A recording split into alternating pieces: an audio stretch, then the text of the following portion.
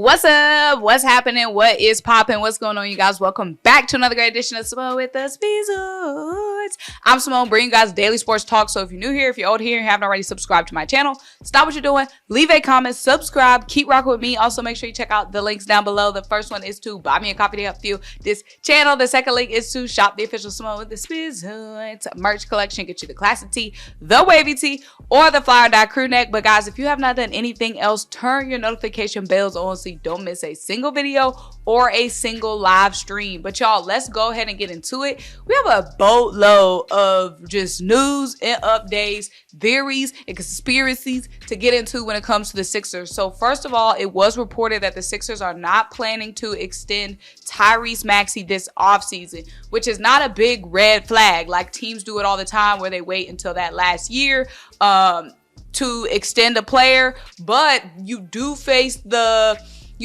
uncertainty of that person's price tag going up. And we want, of course, Tyrese Maxey's price tag to go up, because if his price tag go up, that means his play is going up, everything going up. You know what I'm saying? So I'm not like too alarmed by this, but it would have been good to get a deal done this offseason, because it would make his deal smaller than what we would have to potentially pay next offseason. But waiting to extend him to next offseason does provide us a lot more flexibility. Worst case scenario, if this season doesn't go how we expect it to go, if we don't build this championship contending team that we need to build this offseason, and she hit the fan basically next offseason, if all this ends, new coaching, potentially trading James Harden, potentially trading Tobias, bringing all these new players in here and really trying to compete, if that ends up in a mess, if that ends up in another second round exit, if that ends up in a first round exit, then she gonna hit the fan. And it will make it way more flexible for us to be able to, you know, move on, rebuild and whatnot without having had extended Tyrese Maxey this offseason. So when you look at it that way, it does make a lot of sense. This team, this roster, these players have faced a lot of disappointment. So right now, it makes the most sense, I think, to wait until next offseason. Wait to see what this new Sixers team is going to look like this season. Is it real? Is it a real championship contender? Is it not? And then decide to extend Tyrese Maxey for the future and build around Tyrese and Joel for the future from there. And there's going to be a big test for Tyrese Maxey this season, because if James Harden gets traded, because y'all, it's not 1,000% that James is going to get traded. Best case scenario, we get a good load back for James Harden, but we are trying to trade James Harden. Daryl's not just going to send James anywhere. Daryl is going to send James to a place where James wants to be. And they're saying that he's interested in the Clippers. But it's not a 1,000% fact that James will get traded. It's like a 75% chance. It's like a 75% chance. But in the event that we trade James Harden and we don't get a point guard back, a starting caliber point guard back, then Tyrese Maxey is going to have to step up into a facilitation role, which we've seen Tyrese do before James Harden was here. Tyrese showed a lot of potential as a facilitator, but we know James Harden's facilitation is like on an astronomical level. So Tyrese could potentially have to step his she up a lot, not only scoring, but also when it comes to facilitation and being a lead playmaker, because he's been playing the two a lot. He's been playing shooting guard a lot. He hasn't had to have the low of facilitating when James Harden came. So that is something to observe with Tyrese Maxey this upcoming season as well, if James leaves and we don't get a lead point guard back. Because y'all, let's talk about some of these trade packages right now. So right now they're saying that a potential Clippers trade will look like us sending James Harden, maybe PJ Tucker, and they're saying we're going to receive players like, I know y'all are talking about Paul George.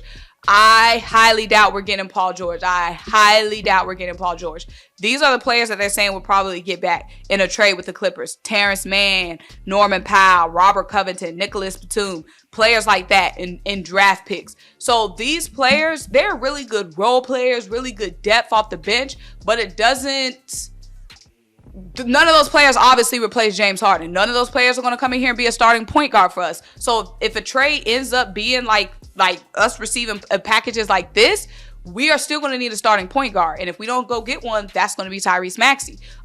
So a trade with the Clippers and us receiving players like Terrence Mann, Norman Powell, Robert Covington, Nicholas Batum, players like that ain't taking us to the championship. We still got work to do. It ain't just trade James, boom, now we a championship contender. We're going to have to add other players. We're going to have to add another star. That's the theme of this year.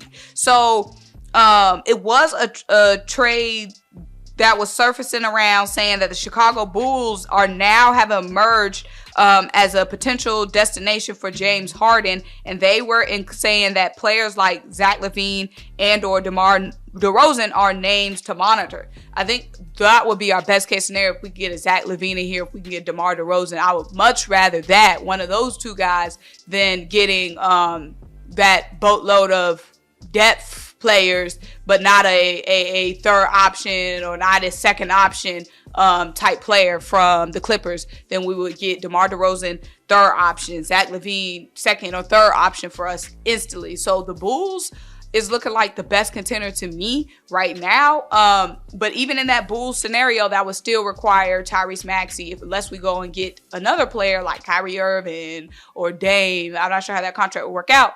But in that scenario, Tyrese Maxey would still have to be our starting point guard because it wouldn't be Zach LaVine and obviously wouldn't be DeMar DeRozan. So basically, bottom line is two things to monitor. One, Tyrese Maxey having to step up into a new role. And two, monitoring these trades when it comes to James Harden, because just trading James Harden ain't solving all the issues. Just trading James Harden and bringing back a boatload of depth, just trading James Harden and bringing in a third option is not solving the problem of second round exit. It's still going to have to be more work to be done. That's basically what I'm trying to say. But y'all, let me know what you think. Make sure you like this video. Make sure you leave a comment, subscribe, keep rocking with me. Check out the links down below. Buy me a coffee, help fill this channel. Shop the official SymoneWithTheSports merch collection. And I'll talk to you guys next time. Bye.